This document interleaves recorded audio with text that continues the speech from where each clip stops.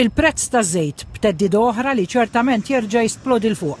L-Emirati Arab Magħquda qalu li se joħorġu mill-OPEC, l-Organizzazzjoni tal-Pajjiżi Produtturi ta' Żejt, u mill-OPEC Plus li tinkludi fiha aktar pajjiżi b'interess fil-produzzjoni u l-beħ ta' żejt.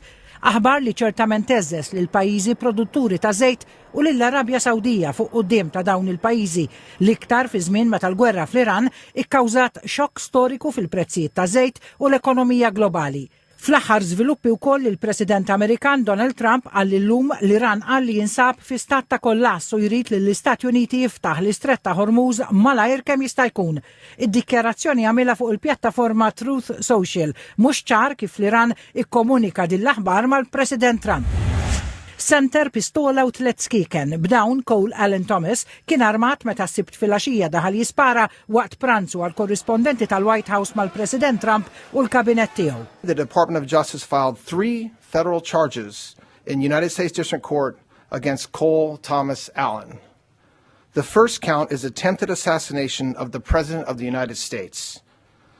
This count is punishable by up to life in prison. L-Aġent Avukat Ġenerali Todd Blanche qal li l-vjolenza m'għandix post fil-ħajja ta' kuljum u għażit jgħid li Allen qed jiffaċċja żewġ kapi ta' akkużi oħra li ġar arma biex iwettaq reat u li juża l-istess arma biex iwettaq ir-reat. Those charges are only 3 charges that are in the complaint that has been presented in federal district court about an hour ago. There will be additional charges as this investigation continues to unfold.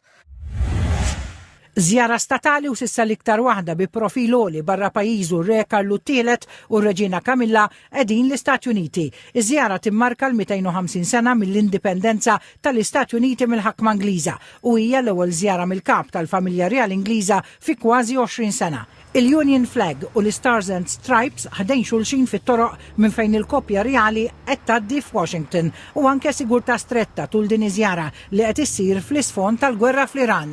Il-koppja reali Ingliża llum attendiet ċerimonja fil-White House u aktar tard ir-Re Karlu t-tielet indirizza l-Kungress Amerikan.